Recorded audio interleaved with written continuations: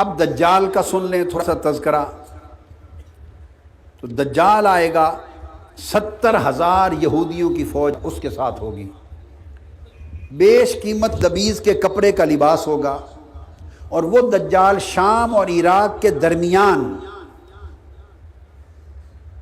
Isfahan کے قریب ایک مقام ہے، وہاں سے نکلے گا.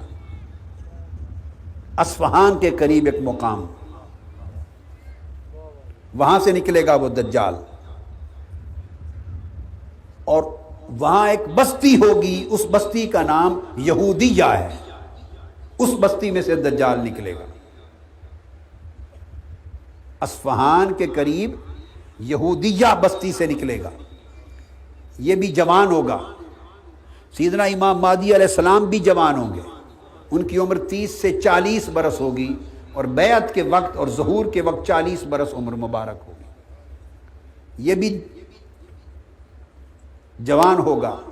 عبد العزیٰ نامی ایک شخص تھا حضور علیہ السلام کے زمانے میں، فرمایا اس کی ہم شکل ہوگا، اس کا رنگ گندمی ہوگا دجال کا، بال اس کے پیچدار ہوں گے، آنکھیں عیبدار ہوں گی، ایک آنکھ سے بائیں آنکھ سے کانا ہوگا، دائیں آنکھ میں موٹی پھلی ہوگی، انگور کی طرح وہ باہر نکلی ہوئی ہوگی. اچھی طرح سمجھ لیں تاکہ نظر آ جائے تو پہچان سکیں. اس کے ماتھے پر کافر لکھا ہوا ہوگا، کاف فے رے تینوں حرف الگ الگ ہوں گے ماتھے پر. پڑھا لکھا ان پڑھ ہر کوئی پڑھ لے گا کافر. اور جس سواری پر سوار ہوگا اس کے لیے لفظ تو حمار استعمال کیا. اب ترجمہ کرنے والوں نے حمار کا روٹین کا ترجمہ گدھا لکھ دیا، گدھے پر سوار ہوگا. لیکن میرے نزدیک وہ لفظ حمار سمبولک ورڈ ہے، وہ دور گدھوں کا نہیں ہوگا، اور گدھے پر سوار ہو کر وہ پوری دنیا کا راؤنڈ دفعتاً نہیں کر سکے گا. اتنے تیز رفتار گدھے ایجاد نہیں ہوئے ہوں گے، اور گدھوں کا عروج تو آج کے دور میں ہے، پتہ نہیں آگے گدھے بھی اتنے رہیں یا نہ رہیں. جو گدھے آج ہیں یہ پہلے کبھی نہ تھے.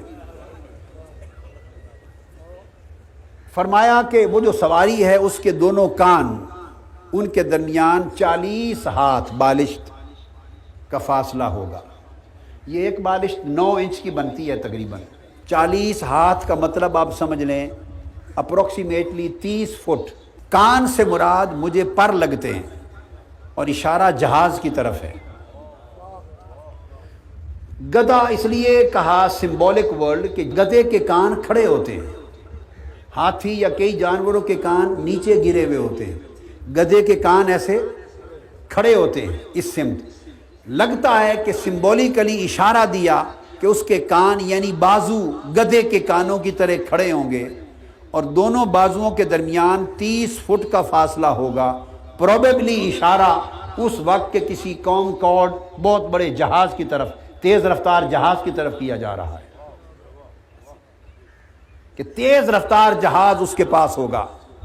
اور اس وقت آج کل تو بڑی ترقی ہو رہی ہے اور رفتاریں بڑھ رہی ہیں، سیارہ نما جہاز ہوگا جو تھوڑے وقت میں پوری دنیا کا راؤنڈ کروا دے گا. اس کو تیزی سے پوری دنیا میں جائے گا، اس کی لپیٹ میں ہوگی، ہر طرف فساد پھیلائے گا سوائے مکہ معظمہ اور مدینہ طیبہ کے، اور بیت المقدس کی حد کے باہر رہے گا.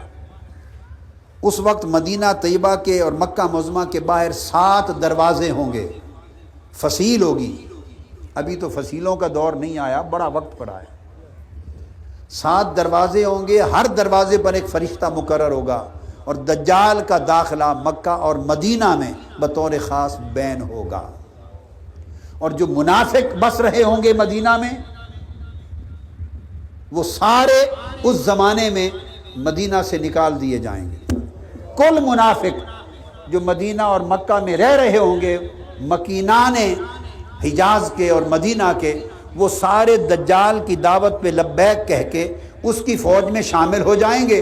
منافق نکل جائیں گے اور اہل ایمان بچ جائیں گے. وہ امام مہدی علیہ السلام کے ساتھ ہوں گے، کثرت کے ساتھ 70,000 یہودی اس کے ساتھ ہوں گے، عورتیں بہت زیادہ اس کی پیروکار بن جائیں گی۔ اس لیے بہتر ہے اگر دجال کی صحبت سے بچنا ہے تو فیشن ترک کر دیں، دجالی فیشن ترک کر دیں۔ میں اپنی بہنوں اور بیٹیوں سے کہہ رہا ہوں، شاید اس جرت سے آپ کے شوہروں کے پاس طاقت نہیں کہ وہ یہ جملے آپ سے بول سکیں۔ وہ ایک لفظ دجالی بول دیں تو گھر خالی کرنا پڑ جائے گا ان کو، مگر میرا حق ہے، میرا منصب ہے، آپ کی مجھ سے ایک نسبت ہے روحانی، اور میں اپنا فریضہ روحانی ادا کرنے کا پابند ہوں۔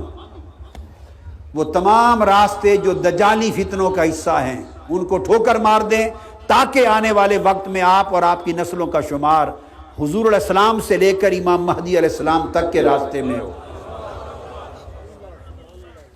وہ پہلے نبوت کا دعویٰ کرے گا، پھر خدائی کا دعویٰ کرے گا۔